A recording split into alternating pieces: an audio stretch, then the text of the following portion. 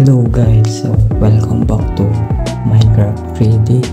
Tapos na natin ituro ang mga worlds, superplot, and single biome and other kind of worlds. So ngayon is tuturo ko naman is ang control and ano yung mga function nito. So without further ado, let's get started. Dito na tayo sa next lesson, which is controls. Itong X na to, ito yung indicator. Paano mo ilalagay yung blocks or kung saan ka nakatutok or kung ano yung i-destroy mong blocks. So itong nasa baba, ito tawag dito is toolbar. So naka-laptop ako, kaya yung controls ko ay ASWD, which is movement for forward, W for forward, and A for left side,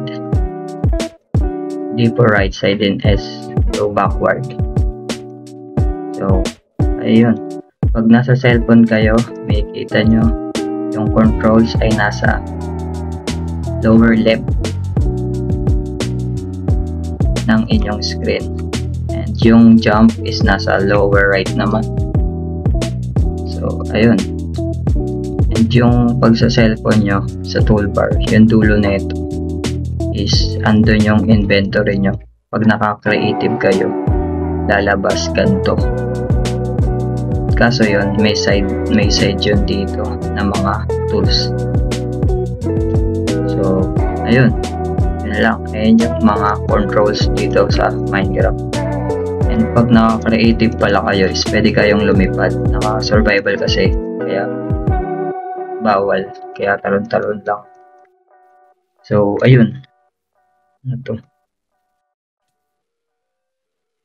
Group of words pala. So